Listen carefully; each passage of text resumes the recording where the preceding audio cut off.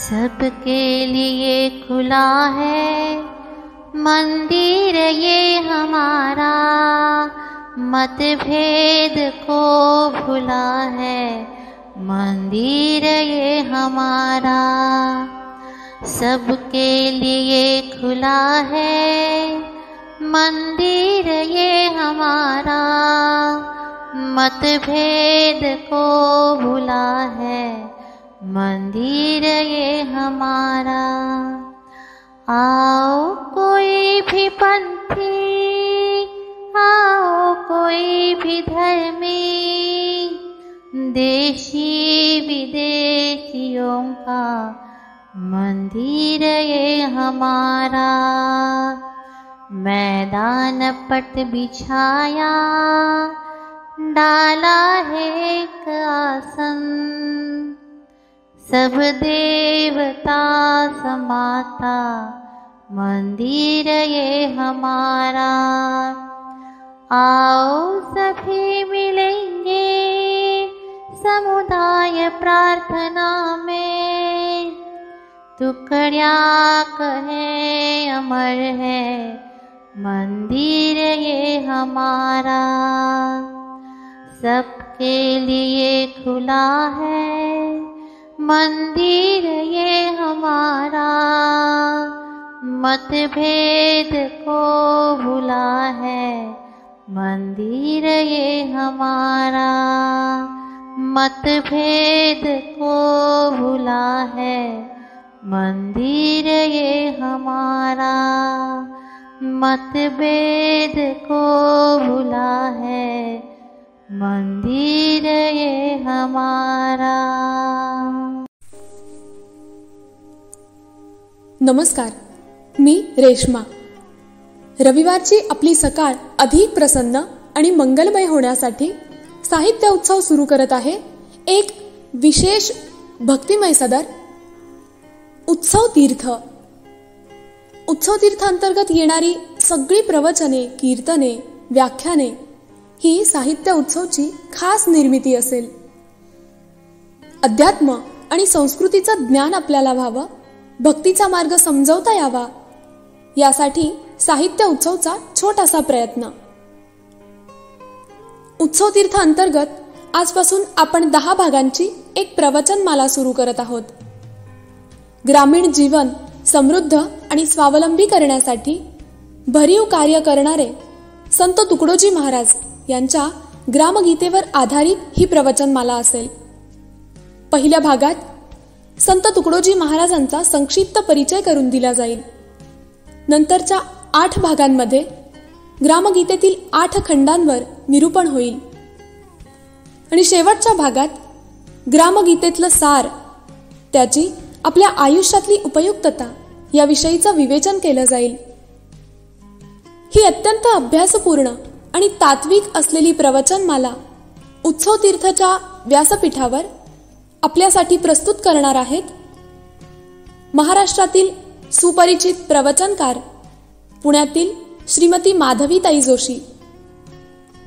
माधवीताईंचा परिचय करून देणं म्हणजे एखाद्या अमृत कुंभाला स्पर्श करण्यासारखं आहे।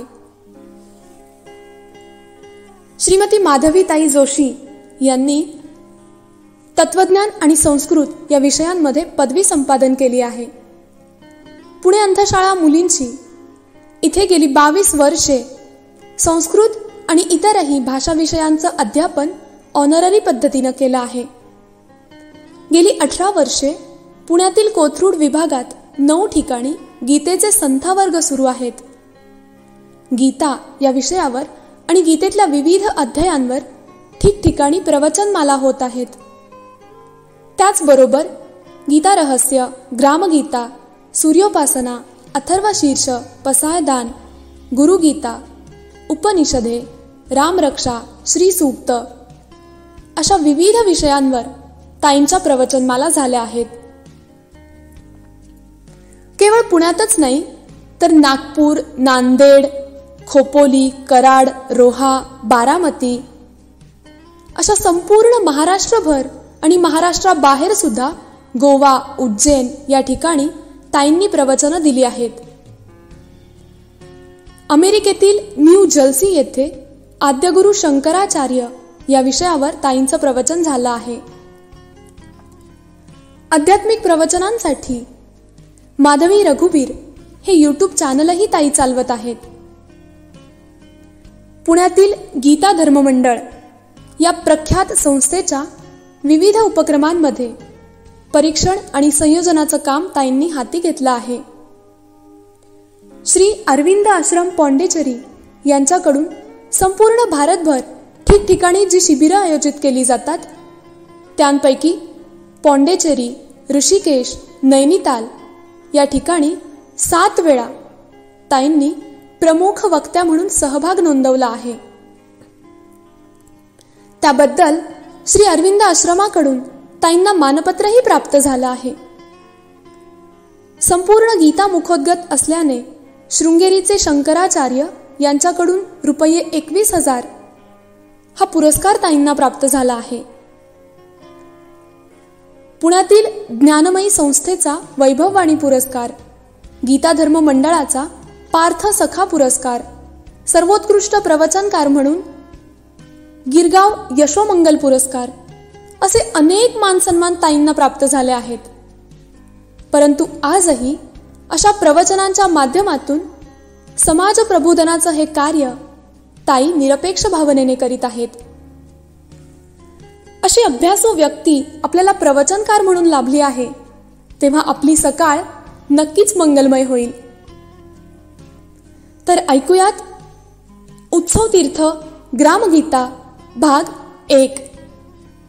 निर्मिती साहित्य उत्सव. प्रवचनकार श्रीमती माधवीताई जोशी. पार्श्वगायन उज्ज्वला सोनी. तांत्रिक सहाय्य विद्या पाटील, प्रमोद पांढरे.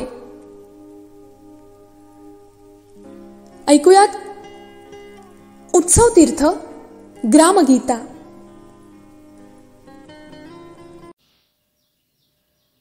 ओम वक्रतुंड महाकाय सूर्यकोटि समप्रभ निर्विघ्नं कुरु मे देव सर्वकार्येषु सर्वदा. अज्ञानतिमिरान्धस्य ज्ञानाञ्जनशलाकया चक्षुरुन्मीलितं येन तस्मै श्रीगुरवे नमः. केयूरान् विभूषयन्ति पुरुषं हारान् चन्द्रोज्ज्वलाः. न स्नानं न विलेपनं न कुसुमं नालङ्कृता मूर्धजा. वाण्येका समलङ्करोति पुरुषं या संस्कृता धार्यते.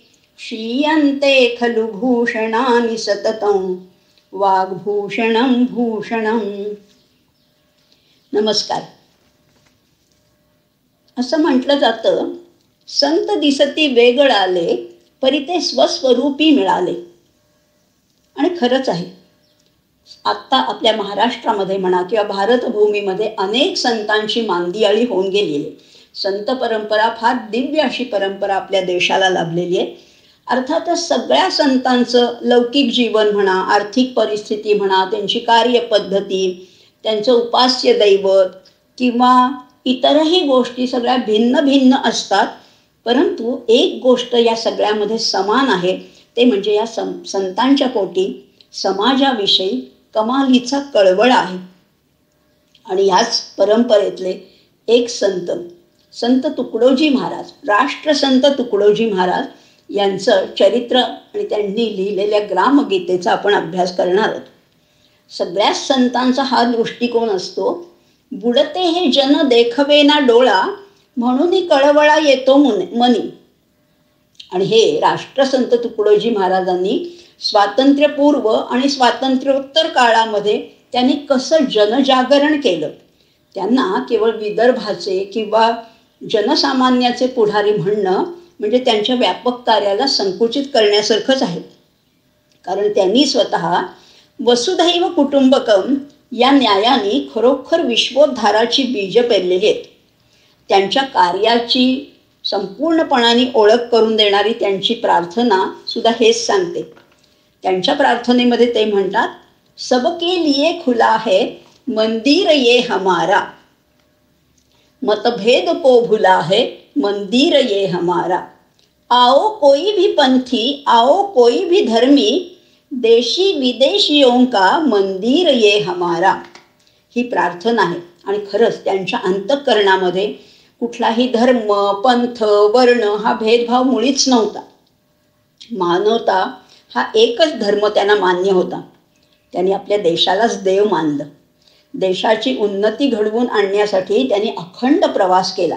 आपल्या भजन, कीर्तन, व्याख्यानातून राष्ट्रीयतेचे संस्कार केले.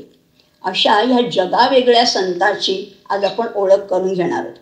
जगावेगळं म्हटलं ह्याच्यासाठी की इतर सगळ्या संतांनी श्रेयसाचा विचार केलाय, पण हे तुकडोजी महाराजांनी प्रेयसाचा म्हणजे भौतिक जीवनाचा, आत्ताचं राष्ट्र कसं घडवायचं ह्याचा विचार केलाय. आणि अशा केवळ 59 वर्षाचं आयुष्य लाभलेल्या या तेजस्वी अशा माणकाची कथा आपण जाणून घेणार आहोत. त्यांचं चरित्र, त्यांचा जन्म, त्यांचं बालपण आणि त्यांचं कार्य हे टप्प्याटप्प्याने आपण बघणार आहोत. 29 एप्रिल 1909 अमरावतीतलं यावली शहीद नावाचं एक लहानसं खेडेगाव. मुसळधार पाऊस पडत होता, ढगांचा कडकडाट होत होता. असं असताना एक दंपती राहत होती, एक जोडपं राहत होतं. त्यांचं नाव होतं बंडोबा ठाकूर. त्या गृहस्थाचं नाव होतं बंडोबा ठाकूर आणि त्या स्त्रीचं नाव होतं मंजुळा देवी.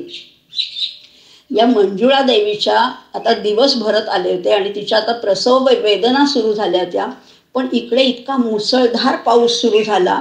झोपडी लहानशीच होती, कच्चीच झोपडी होती. या झोपडीची भिंत खचली, वरचं छप्पर उडून गेलं, झोपडीमध्ये गुडघाभर पाणी साठलं. आता या माय मंजुळेच्या प्रसव वेदना वाढत होत्या. आता काय करणार, बाळंतीण व्हायला सुद्धा जागा नाही. शेवटी शेजारच्या, जरा यांच्यापेक्षा बरी परिस्थिती, थोडं पक्कं घर असलेल्या शेजारच्याच एका तुकाबाईंनी त्यांना आश्रय दिला आणि त्या बाळाचा जन्म शेजारच्या घरात झाला. आता बघा, म्हणजे जन्मापूर्वीपासून ह्या मुलाला प्रतिकूल परिस्थितीला किती तोंड द्यावं लागलं. अर्थात घरची गरिबीच होती. ब्रह्मभाट या अत्यंत अल्पसंख्य आणि अशा गरीब आणि मागासलेल्या जातीत हे लेकरू जन्माला आलं. आता हे बंडोबा ठाकूर आणि मंजुळा ह्यांचं लग्न झालं होतं आणि त्यांना हा मुलगा झाला. अर्थातच त्यांनाही आनंद झाला. पण ह्या मंजुळेचं माहेर होतं ते तिथूनच जवळ, यावलीपासून जवळच वरखेड म्हणून आहे, तिथे तिचं माहेर होतं. आणि तिचे वडील होते, त्यांची सांपत्तिक स्थिती यांच्यापेक्षा जराशी बरी होती. आणि असे तिचे जे वडील होते त्यांचं नाव होतं तुकाराम महाराज. हे तुकाराम घोड्यावरनं आपल्या नातवाला बघायला यावलीला आले. आणि त्याचबरोबर योगायोगाने त्याच दिवशी माधांचे संत प्रज्ञाचक्षू गुलाबराव महाराज आणि अकोटचे सिद्ध पुरुष हरिबाबा हेही यावलीला आले होते.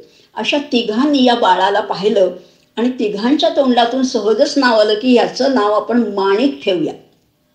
आणि खरंच या मुलाला नाव मिळालं माणिक बंडोजी ठाकूर. आता जे वडील होते त्या माणिकचे, म्हणजे बंडोजी जे होते, बंडोजी ठाकूर, ते टेलर काम, शिंपी काम करायचे. मात्र हळूहळू त्यांचा स्वभाव बदलत गेला आणि ते व्यसनाच्या आहारी गेले, छंदीफंदी होते. त्यामुळे सगळी कमाई ते बाहेरच उडवायला लागले. आणि माय मंजुळा जी होती ती मात्र अगदी गरीब गाय होती. आणि त्यामुळे ती इतरांची धुणी भांडी करायची, जात्यावर दळण दळायची. पण तेव्हा मात्र ती ओव्या म्हणायची, काही भक्तिगीतं म्हणायची. हा लहानसा जो माणिक होता तो तिच्या आसपासच असायचा. त्यामुळे ऐकून ऐकून हळूहळू तो आता मोठा व्हायला लागला. रांगत होता, बसायला लागला, उभं राहायला लागला, चालायला लागला. हे ऐकता ऐकता, ती भक्तिगीतं ऐकता ऐकता त्यालाही त्या भक्तिगीतांचं गोडी लागली. आता ह्या माणिकला कधी कधी आजोळी जायला मिळायचं आईबरोबर, कधी तो आजोळी जायचा. आणि आजोळीची अर्थातच स्थिती जरा बरी होती, आजोळी त्याचे लाडही व्हायचे. आणि म्हणून तो जास्तीत जास्त आजोळीच राहायला लागला. अर्थात इकडे यावली शाहीदला तो सुद्धा यायचा आणि त्याला शाळेतही घातलं होतं. पण शाळेची फारशी गोडीच नव्हती. शाळेमध्ये त्याला रसच वाटत नव्हता. त्यामुळे तो शाळा बुडवून नदीच्या किनाऱ्यावर त्याच्या पणजोबांची समाधी होती तिथे जाऊन बसायचा.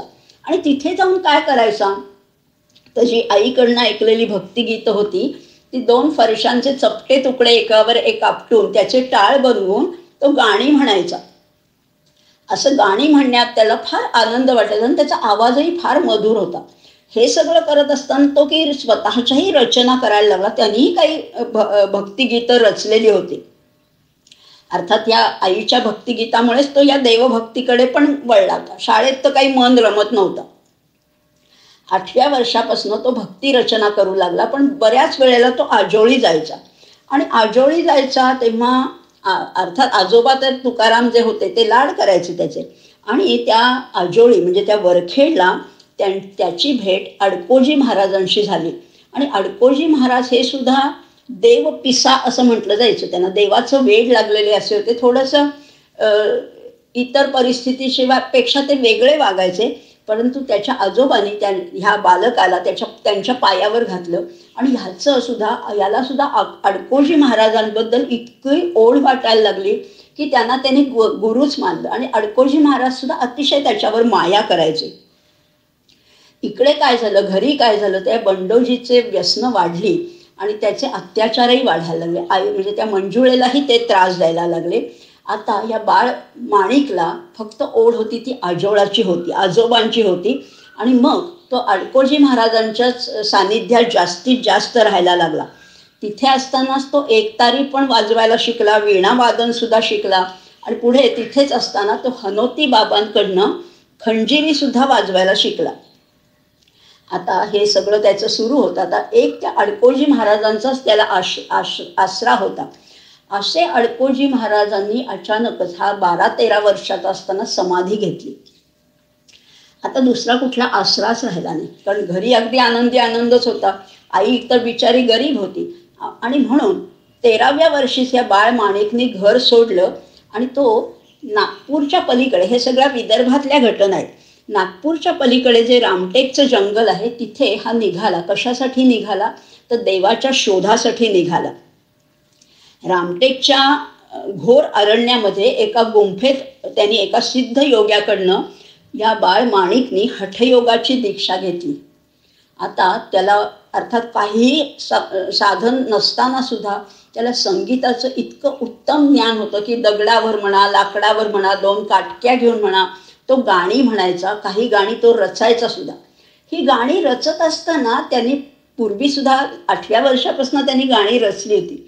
आणि अनेक गाणी, अनेक भजनं त्याची तुकाराम महाराजांची होती. आणि प्रत्येक भजनाच्या शेवटी तुका म्हणे अशी एक त्याची मुद्रा असते.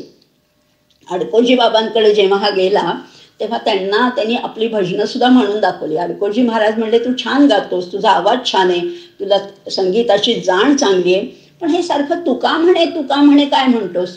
ही भजनं तू लिहिलेली आहेस ना, तू स्वतः रचना केली आहेस ना? तो म्हणला, हो, पण मला काय वाटलं की सगळ्याच्या शेवटी तुका म्हणे असं म्हणायचं असतं. तेव्हा ते रागवले, त्याला एक पाठीत टप्पल मारली आणि ते म्हणाले की अरे, ते तुकाराम महाराजांनी लिहिलेलं आहे म्हणून ते तुका म्हणे म्हणतात, पण तू तुका नाही आहेस, पण निदान तू तुकड्या तरी आहेस ना. असं म्हणून त्याला हे तुकड्या हे नाव मिळालं. आणि पुढे सुद्धा त्यांनी ते अभिमानाने, त्यांनी जरी तुकड्या जरी म्हटलं असलं तरी पुढे लोक त्यांना आदराने तुकड्या दास किंवा तुकडोजी महाराज म्हणायला लागले. अशी या तुकड्याच्या नावाची कथा आहे. 12व्या-13व्या वर्षी अडकोजी महाराजांनी समाधी घेतल्यानंतर मात्र हा सैरभैर झाला. त्या रामटेकच्या जंगलामध्ये गेला. तिथे हठयोगाची दीक्षा त्याला मिळाली. मग ताडोबा असेल, रामदिघी असेल, 7 बहिणींचा डोंगर असा एक तिथे डोंगर आहे. इथल्या जंगलामध्ये त्याचं वास्तव्य होतं. अर्थातच त्याचा पशुपक्ष्यांशी, जीवजीवाणूंशी इतका निकटचा संपर्क होता. त्याच्या साधना काळामध्ये तर एक वाघ सुद्धा त्याचा मित्र बनला होता. आजूबाजूला कोण होते तर आदिवासी लोक होते. त्या आदिवासी लोकांमध्ये सुद्धा ह्यांनी परिवर्तन घडवून आणलं. त्यांची मनोभूमिका त्यांनी पालटली. म्हणजे कोंबडीच्या, बकऱ्याच्या ऐवजी हा म्हणायचा की कोंबडी मारू नका, बकरा मारू नका, त्यापेक्षा दही भाताचा नैवेद्य दाखवा. आणि लोकांची सुद्धा, त्या आदिवासी लोकांची याच्यावर इतकी श्रद्धा बसली की लोक त्याला देव बाबा म्हणू लागले. अर्थात तिथे काही मुस्लिम लोकही होते, ते त्याला अवलिया किंवा पैगंबर म्हणायला लागले. याच सुमाराला ह्या माणिकची भजनी कला इतकी वाढली, इतकी फोफावली, इतकी विकसित झाली की त्याच्या भजनाच्या आकर्षणाने हजारोच्या संख्येने लोक त्यांच्याकडे यायला लागले, आकर्षित व्हायला लागले. कारण ह्याची खंजिरीवरची जी हुकूमत होती ती फार विलक्षण होती. दोन्ही हातांनी खंजिरी वाजवायचा हा तुकड्या. याच्यामध्ये अनेक थोर पुरुषांचे गुण होते. म्हणजे संत तुकारामांची भक्ती होती, काव्यशक्ती पण त्यांच्याकडे होती. गाडगे महाराजांचं वैराग्य पण होतं आणि सेवावृत्ती पण ह्याच्याकडे होती. अगदी लोकमान्य टिळकांचा प्रखर राष्ट्रवाद आणि झुंजार वृत्ती या तुकड्याकडे होती. त्याचबरोबर महात्मा गांधींचा राष्ट्रविचार म्हणा किंवा त्यांच्या केंद्रस्थानी असणारा ग्रामविकासाचा अध्यात्मनिष्ठ विचार, या सगळ्याचा या तुकड्यांनी सुंदर असा मेळ घातला होता.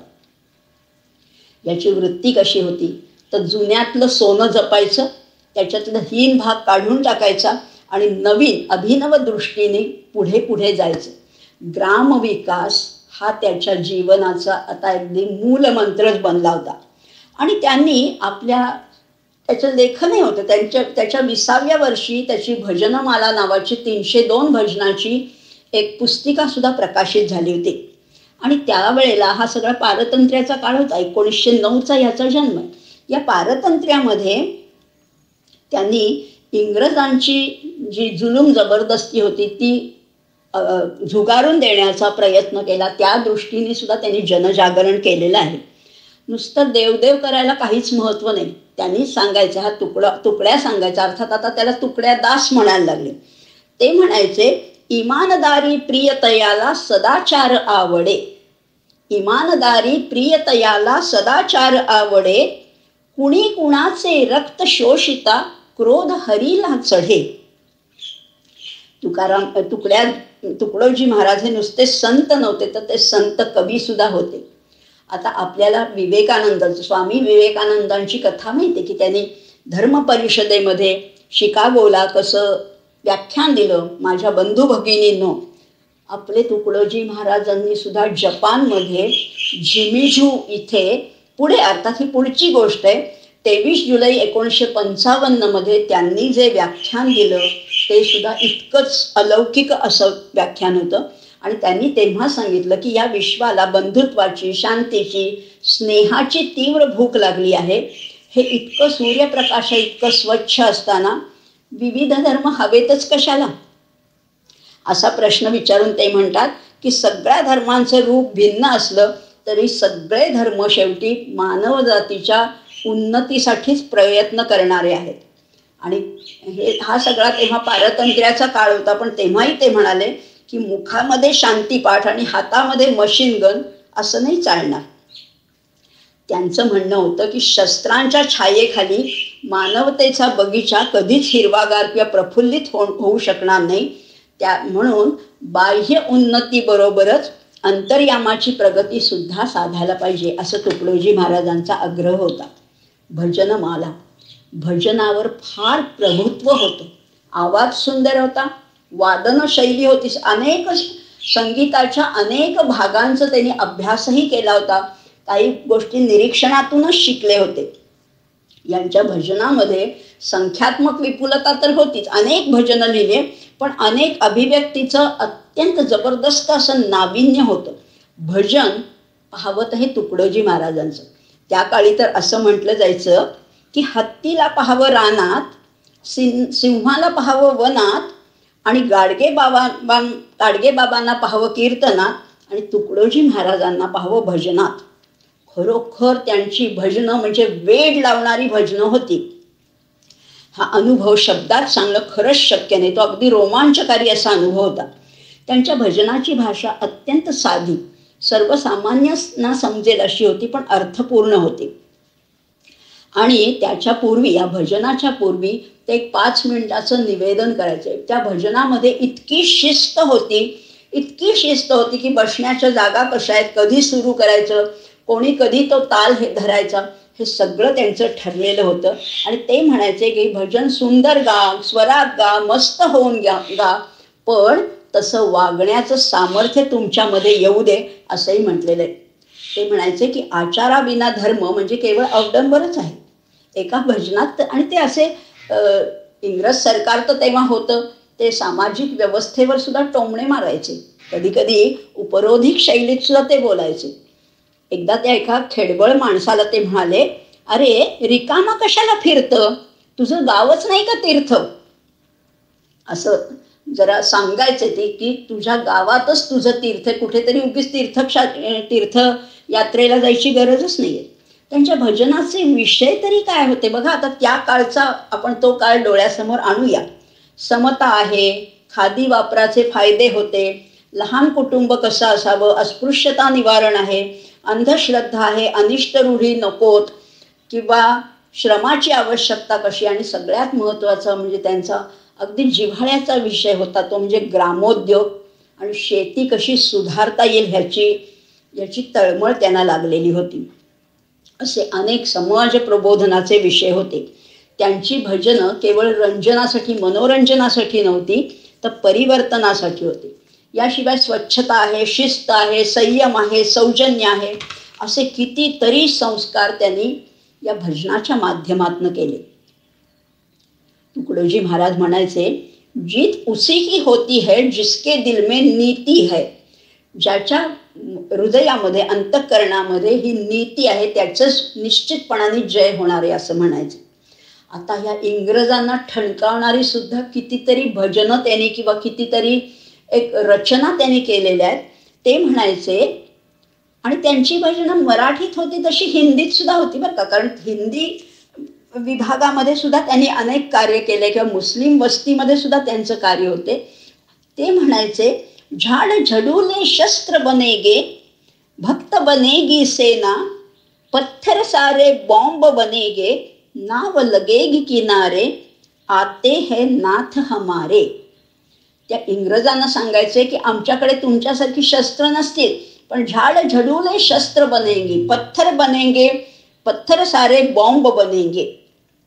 हे त्यांनी ही क्रांती रसानी ओथंबलेली त्यांची भजनं आहेत. ही जनतेला जागृत करत होती. आणि भजनाच्या माध्यमातून त्यांनी भारतीय सेनेमध्ये सुद्धा, तिथे सेनेमध्ये अगदी बॉर्डरला जाऊन सुद्धा त्यांनी ही भजनं गायलेली आहेत. वीरश्री तिथे निर्माण केलेली आहे.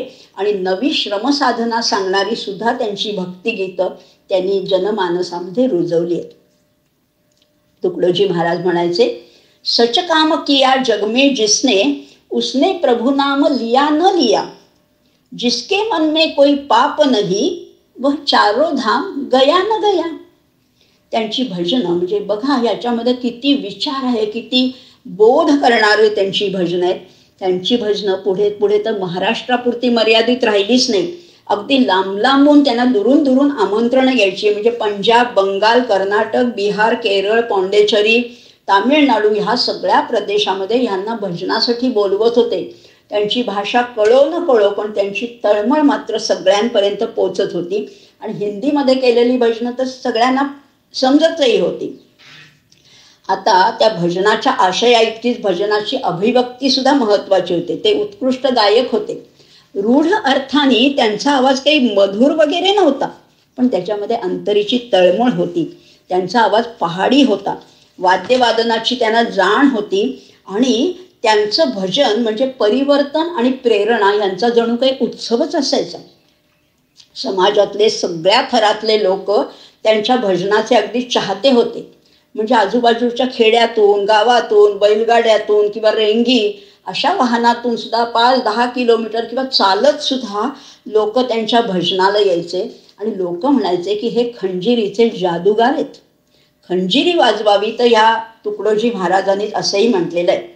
आणि त्यांची भजनं बरं का, तेव्हाच्या काळामध्ये जे सिनेसंगीत होतं, फिल्मी संगीताची सुद्धा चाल लावून त्यांनी काही भजनं म्हटलीत. आणि म्हणून ते अगदी सर्वसामान्यांच्या हृदयापर्यंत गेले. म्हणजे त्या काळचं अतिशय प्रसिद्ध गाणं होतं, त्याच्यावर ते म्हणायचे, बोल भगवन बोल दर्शन देगा के नाही. अशी ही त्यांची भजनं होती. सर्वसामान्य तर त्यांच्या भजनाने वेडे झालेच होते. पण तुम्हाला आश्चर्य वाटेल, तुकडोजी महाराजांच्या भजनाला आवर्जून येणाऱ्या फार मोठ्या थोर व्यक्ती कोण होत्या? राष्ट्रपती महात्मा गांधी, राष्ट्रपती राजेंद्र प्रसाद, जयप्रकाश नारायण, गोळवलकर गुरुजी हे तर त्यांच्या भजनाचे अगदी चाहते होते. साहित्यिकांचा विचार केला तर अगदी प्र के अत्रे आहेत, माडखोलकर आहे, वि स खांडेकर आहे, मधुकर केचे आहेत, अगदी साने गुरुजी आहेत. अशा सगळ्या मोठ्या व्यक्तींना सुद्धा यांच्या भजनाचं आकर्षण वाटवत होतं. एकदा असंच झालं.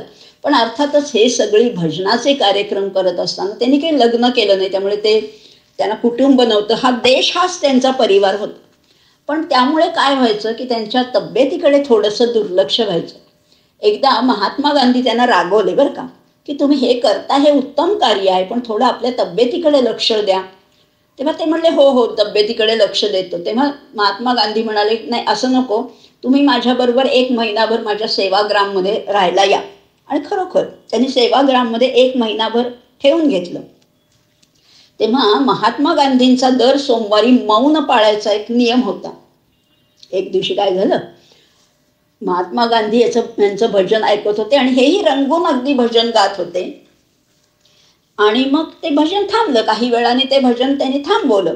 तेव्हा महात्मा गांधी एकदम उत्स्फूर्तपणाने म्हणाले की महाराज जी और गाओ ना, आज तक हमने ऐसा आदमी नहीं देखा. आणि मग महात्मा गांधींच्या लक्षात आलं की अरे आज आपलं मौन होतं, पण हे मौन सुद्धा भंग पावलं या तुकडोजी महाराजांच्या भजनाने. देशातलेच नाही तर परदेशातले लोक सुद्धा त्यांची भजनं ऐकत असत. एक मिस फ्रान्सिस काझाड म्हणून एक बाई होत्या, विदेशातल्या होत्या. त्या म्हणल्या मला यांची भाषा येत नाही, हे काय भजनात बोलतात हे कळत नाही, पण त्यांचं निर्मळ हास्य, त्यांचा मनमिळाऊ स्वभाव, त्यांचं नैसर्गिक ज्ञान आणि खंजिरीचं सामर्थ्य यामुळे यांनी मला अक्षरशः खिळवून ठेवलेलं आहे असंही त्यांनी म्हटलेलं आहे. किंवा दुसरे एक विदेशी गृहस्थ होते मांडेकर जॉन्सन म्हणून, ते म्हणाले की यांच्या भजनातला जिव्हाळा आहे तो माझ्या थेट आत्म्याला स्पर्श करते. आणि खरंच आहे ना, संगीत ही विश्वाची वाणी आहे. आत्तापर्यंत ऐकलेल्या गीतांपेक्षा महाराजांच्या संगीताने आत्मप्रत्यय जास्तीत जास्त आणून दिलेला आहे. राष्ट्रपती राजेंद्र प्रसाद तर त्यांच्या भजनाचे फार मोठे चाहते होते. त्यांनी राष्ट्रपती भवनामध्ये यांच्या भजनाचं आयोजन केलं होतं. आता हे आयोजन केलं होतं तेव्हा ते म्हणाले की आज तक हमारे राष्ट्रपति भवन की दीवारें मैली थी, महाराज जी आज आपने वो धो डाली. त्या भजनामध्ये इतकं सामर्थ्य होतं की त्या राष्ट्रपती भवन सुद्धा अत्यंत पुलकित झालं होतं असं म्हटले. आणि ह्याच वेळेला डॉक्टर राजेंद्र प्रसाद यांनी तुकडोजी महाराजांना पदवी दिली, ती म्हणजे राष्ट्रसंत. राष्ट्रसंत ही पदवी दिली. त्यामुळे ही सगळी अनेक लोक होते बरं का. अगदी लाल बहादूर शास्त्री आहेत, इंदिरा गांधींनी सुद्धा त्यांचं भजन ऐकलेलं आहे. केवळ भारतीय जनतेवरच नाही तर विदेशी जनतेवर सुद्धा त्यांच्या भजनाचा प्रभाव होता. 23 जुलै 1955 मगाशी आपण बोललो, जपानमध्ये ही परिषद होती, विश्वधर्म परिषद होती. त्याचं उद्घाटन करताना त्यांनी जी प्रार्थना म्हटली ती खरोखर देश विदेशातल्या लोकांचं अंतःकरण हे लावून गेली. जी आपण सुरुवातीला म्हटली, हर देश में तू हर भेष में तू तेरे रंग अनेक तू एक ही है. महाराजांना या सृष्टीतल्या प्रत्येक गोष्टीमध्ये प्रत्येक बिंदूमध्ये त्या परमनियंत्याचं दर्शन घडत होतं. खऱ्या अर्थाने जर का समाज सुधारणा करायची असेल तर लोकांच्या हृदयापर्यंत पोचावंच लागेल. आणि त्यांनी त्यासाठी जनमानसाच्या अंतःकरणाचा वेध घेणारी ठाव घेणारी भजनं त्यांनी जनभाषेतच रचली. लोकांना समजेल अशी भाषा, समजेल अशी चाल, सहज म्हणता येईल अशा चालीमध्ये त्यांनी कितीतरी गीतं रचलेली आहेत. ते म्हणायचे, वेदशास्त्र तुम पढ़े हो लेकिन जनभाषा नहीं जानोगे, बिन इसके नहीं समाज सुधरे, क्या कहना यह मानोगे. मंत्र्यांना सुद्धा त्यांनी ठणकावून विचारलेलं आहे. खरंच तुकडोजी महाराजांनी कुणाला केंद्रबिंदू मानलं तर फक्त माणूस हाच केंद्र मानलं. आणि अध्यात्म आणि विज्ञान ह्या दोन्हीची त्यांनी सांगड घातलेली आहे. 30 जानेवारी 1954 म्हणजे गांधीजींचा जो स्मृती दिन होता, या दिवशी भारत सरकारच्या मंत्री आणि अधिकाऱ्यांसमोर आपल्या अलौकिक अशा खंजिरी वादनातून त्यांनी जनभावना व्यक्त केली. आणि त्यांनी देशाच्या अधोगतीबद्दल सरकारला सुद्धा खडे बोल सुनावलेत. सरकारला सुद्धा सांगितलंय, चारित्र्य फना ही होगा तब देश कैसे जिएगा, अब तो आखे खोल बंदे अब तो आखे खोल. सरकारचे डोळे उघडण्याचं सुद्धा सामर्थ्य, तो अधिकार ह्या तुकडोजी महाराजांकडे होता. आणि म्हणूनच या सगळ्या समाज सुधारणा हाच त्यांच्या कार्याचा केंद्रबिंदू होता. आणि खरंच याच 1955 साली बरं का, अर्थातच त्यांचं भजन लेखन चाललं होतं. अभंग आहेत, भारुड आहेत, कविता आहेत, अनेक गोष्टी, अनेक पद्य त्यांनी लिहिलेली आहेत. पण ह्या सगळ्याचा मेरुमणी काय आहे किंवा ह्या सगळ्याचा सगळ्यात श्रेष्ठ असं पदक काय येतं, त्यांची ग्रामगीता. ही ग्रामगीता काय आहे तर या ग्रामगीतेमध्ये खरं म्हटलं तर हा युगग्रंथ आहे आणि त्याला त्यांनी गीता म्हटलेलं आहे, पण ग्रामाशी जोडलेली गीता बरं का. आपल्याला खेडेगाव म्हटल्यानंतर एक तर खूप आदर्श चित्र डोळ्यासमोर येतं किंवा खूप अस्वच्छता, अज्ञान वगैरे असतं. पण या दोन्हीतनं कसं सुधारता येईल आणि हे गाव कसं श्रेष्ठ बनवता येईल ह्याच्यासाठी त्यांनी फार मोठं ग्रंथ लिहिलेला आहे. आणि त्या ग्रंथाचं नाव आहे ग्रामगीता. आदर्श गावं निर्माण करण्यात सेवा मंडळाच्या कार्यकर्त्यांसाठी ती जणू काही आधुनिक अशी भगवद्गीताच ठरली आहे असंही म्हणता येईल. आता ह्या ग्रामगीतेचा तर आपण पुढे अभ्यास करणारच आहोत.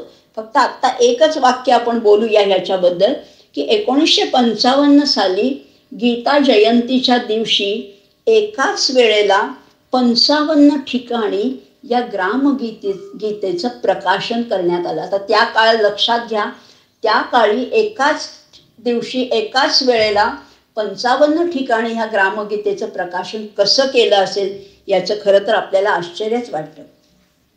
ही ग्रामगीतेचा तर आपण हळूहळू टप्प्याटप्प्याने अभ्यास करणारच आहोत. पण त्यांची भजनं कुठली होती किंवा कवितासुद्धा, त्यांच्या कवितासुद्धा अत्यंत वेगळ्या होत्या. अगदी आम्हाला सुद्धा लहानपणी ती कविता होती, ती तुम्हालाही परिचित असेल. राजास जी महाली सौख्ये कधी मिळाली, ती सर्व प्राप्त झाली या झोपडीत माझ्या. पहारे आणि तिजोऱ्या त्यातून होती चोऱ्या, दारास नाही दोऱ्या या झोपडीत माझ्या.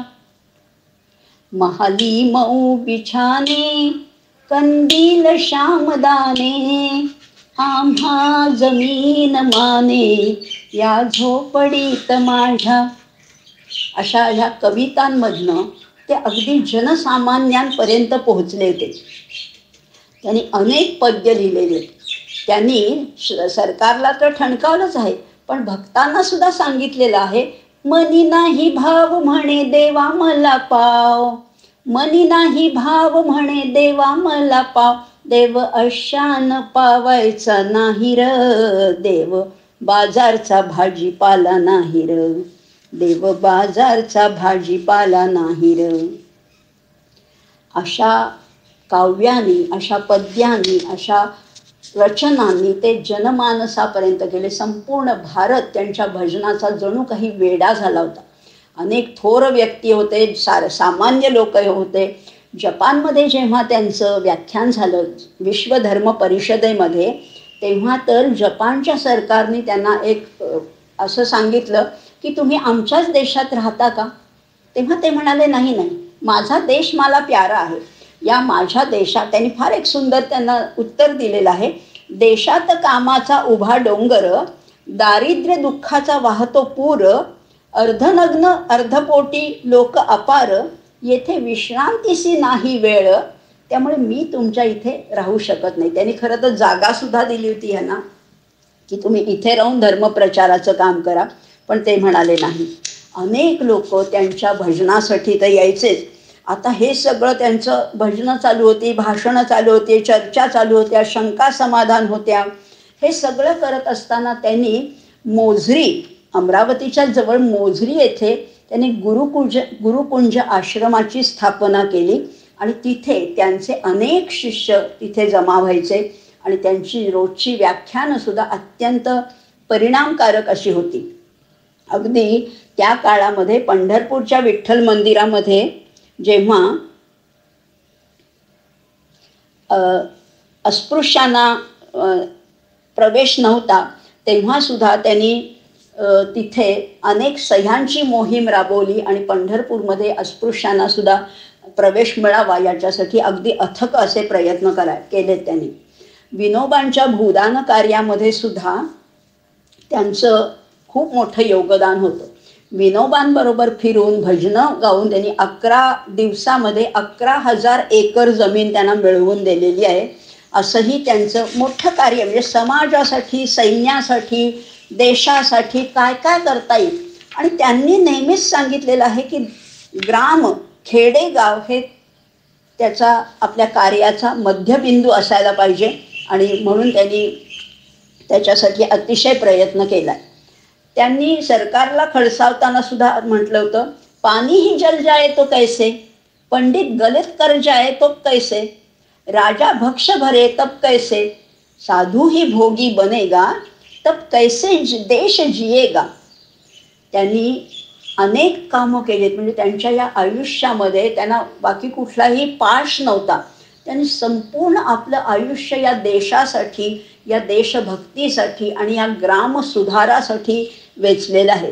गडचिरोली इथे त्यांनी पहिली आश्रमशाळा स्थापन केलेली आहे. अगदी भंडारा परिसरामध्ये वडी बाजार नावाचं एक गाव आहे.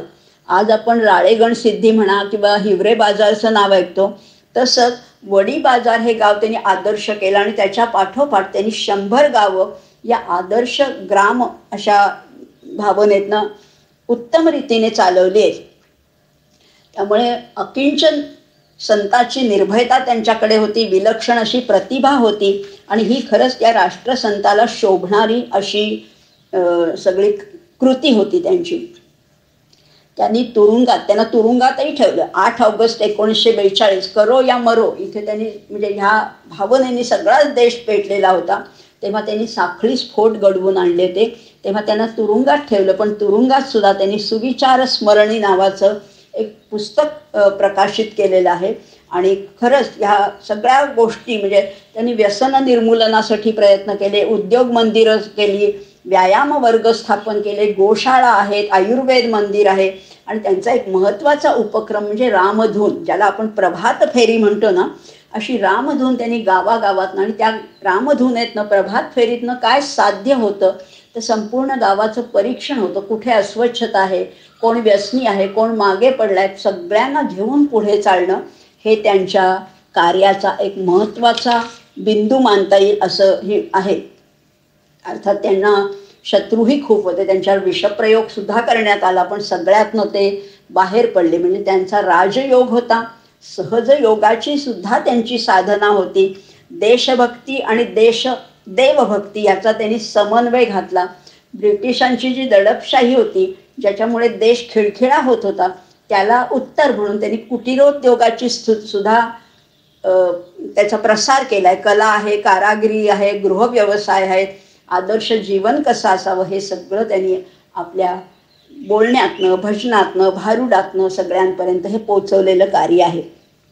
हे सगळं करत असताना अर्थातच स्वतःच्या तब्येतीकडे मात्र दुर्लक्ष होतं. तो किती प्रवास केला असेल आणि मिळेल त्या वाहनातनं, असं काही नाही, कुठल्याही अगदी बैलगाडीतनं, छकड्यातनं सुद्धा त्यांनी मोठाला प्रवास केला आहे. अर्थातच त्यामुळे तब्येतीची हेळसांड झाली. शेवटी म्हणजे 1968 जेव्हा ते पंढरपूरला आषाढी एकादशीच्या दिवशी त्यांनी पंढरपूरच्या देवळामध्ये भजन केलं आणि त्या दिवशी जी खंजिरी खाली ठेवली ती अखेरचीच. त्याच्यानंतर खंजिरी त्यांनी घेतलीच नाही, कारण त्यापूर्वी त्यांना पोटामध्ये काहीतरी जखम झाली होती आणि पोटाचा आजार, अर्थात त्याचं ते विजेरा काढण्यासाठी, बायोप्सी करण्यासाठी तो तुकडा पाठवला, पण त्याच्यामध्ये त्यांना इन्फेक्शन झालं आणि त्या इन्फेक्शनमध्ये कॅन्सरचं निदान झालं. शेवटचे काही महिने ते त्यांच्या गुरुकृपा म्हणजे मोझरी इथल्या गुरुकुंज आश्रमामध्ये होते. तेव्हासुद्धा लोकांची रीघ लागली होती त्यांना भेटण्यासाठी, पण तेव्हा ते म्हणाले, आत्तापर्यंत मी जगावं कसं हे शिकवलं लोकांना, आता मी मरावं कसं हेही शिकवतो. आणि शेवटपर्यंत त्यांनी आपलं कार्य सतत चालूच ठेवलं. अगदी आजारी असताना, मृत्यूशय्येवर असताना सुद्धा त्यांचं कार्य सुरूच होतं. शेवटी 10 ऑक्टोबर 1968 या दिवशी त्यांची प्राणज्योत मालवली. प्राणज्योत जरी मालवली असली तरी त्यांच्या नश्वर देहाला घेऊन जरी काळ गेला असला तरी त्यांनी दिलेली तत्त्व मात्र अजूनही आपल्याला मार्गदर्शक ठरणारी अशी आहेत. त्यांच्या वाणीरूपी नर्मदेचा प्रवाह अखंड वाहतो आहे. आणि त्यांनी जी दिलेली ग्रामगीता आहे, ते ग्रामगीता म्हणजे हे ग्रामीण जीवनाचं जणू काही उपनिषदच आहे असं त्याला म्हटलेलं आहे. त्यामुळे ह्या खरंच सामान्य माणसाचं रोजचं जीवन, त्यात शिरलेले दोष, त्याच्यातल्या त्रुटी आणि त्याच्यावरची उपाययोजना हाच त्यांच्या चिंतनाचा विषय होता. आणि हाच त्यांनी ग्रामगीतेमधनं वेळोवेळी मांडलेला आहे. त्यांचे विचार परखड आहेत, पण ते एकतर्फी नाही आहेत, एकारलेले नाही आहेत. आणि ह्या ग्रामगीतेतून म्हणा किंवा ह्या त्यांच्या उपदेशामृतातून एक ग्रामसुधारक, एक समाजसुधारक, मानवतेचा हितकर्ता अशा नात्याने तुकडोजी महाराज आपल्याला या ग्रामगीतेतून भेटतात. या ग्रामगीतेमध्ये त्यांनी विविध संत महंतांची वचनही उद्धृत केलेली आहेत, पण त्याच्यामध्ये त्यांचा स्वतःचा एक विचार आहे. सगळीकडे म्हणजे महात्मा गांधींनी त्यांना साथ दिलेली आहे, विनोबांनी दिलेली आहे, ग्राम सुधारणेचं महत्त्व त्यांनी ओळखलेलं आहे.